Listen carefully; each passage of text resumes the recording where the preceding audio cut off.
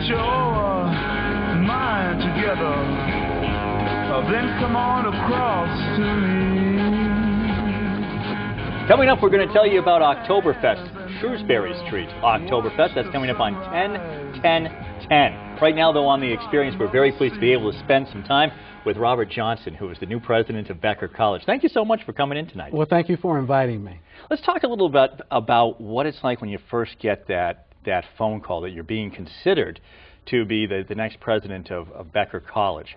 Because I'm guessing that this is a job interview like no other. It is a job interview like no other.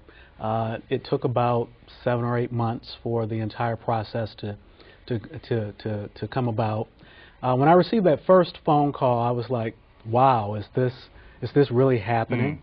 And one of my mentors said, you know, this is what you've been trying to do, and now it's here. So it was a phone call of excitement. After I hung up and talked with my wife, Michelle, we became very excited about the possibilities.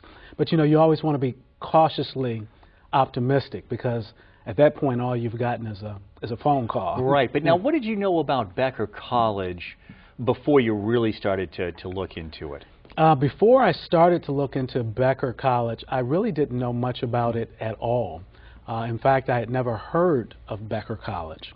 And once I began to do the research and found out the history of the college and how you had 2 institutions that merged into one.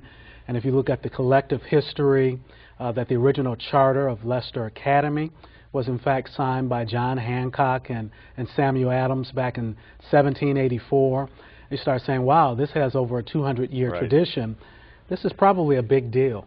Yeah. Yeah, and a great tradition. Yeah. Now, you mentioned about how, you know, when you spoke to some of your mentors, and you talked about, hey, this is what you've been heading for, to be the president of a college. How do you kind of find that right fit? Because I'm sure that at some point, I mean, you kind of have to be feeling them out, too. Absolutely. You have your ideas that you want to bring. They have their tradition that you were just talking about, over a 200-year tradition. You got to make sure everything fits together. Well, I think it's like 2 people who meet who eventually get married. I think it's you start off with a courtship.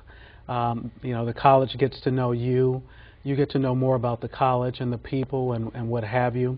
You know, you take a look at your background and your strengths and your weaknesses, and you look at, you know, the kind of leader that the college is looking for. And you know, slowly but methodically, you begin to come to a point where you realize, hey, you know, this could really be a good match. And when I look at Becker College and where it is at this point in time in its history, as a 4-year baccalaureate degree granting institution, and looking at my background of having worked at, you know, a large community college, a private Catholic school, historically black college, 4-year public university, when you take the eclectic nature of my background and what Becker is looking for and what it needs at this point in time, it seemed like a very, very good fit. So what do you think that you really bring? I mean, tell me a little bit about where you see Becker College right now, but under your leadership, where do you see it 5-10 years from now? Well, I see Becker College right now at a tipping point to do some great things. I think one of the opportunities for Becker is that enough people do not know all of the things that we have to offer.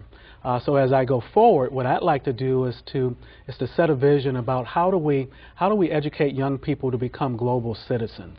How do we help them to go out into the marketplace and not just get a job, but to be good people, to develop that whole individual. So it kind of goes back to the Catholic, that's Catholic college in the background. That's true. You know, so this idea of helping someone not to get a job, but to go out and make a difference in the world. We want our students to have a transformational experience. I want to go out and tell the Becker story. We're going to develop and articulate a marketable brand for the college. You know, our game design program is #1 in New England. Video game design program is #1 in New England and #4 in the country. Yeah, it's cutting edge. That's cutting edge. We have 1 of 2 vet science programs in the country. I mean, in the state. Right. It'd be nice to have it in the country, but you know that's a wish list. Right. No, but it's one of 2 programs in the state.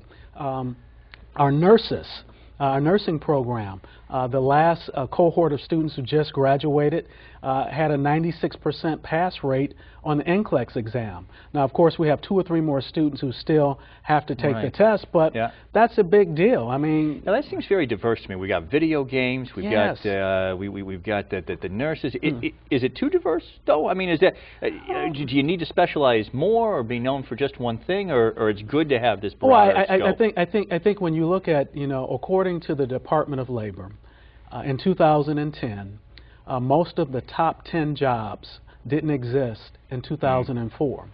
And it is expected that my kids who are teenagers, by the time they graduate from college, will have 14 jobs by the time they reach the age of 38.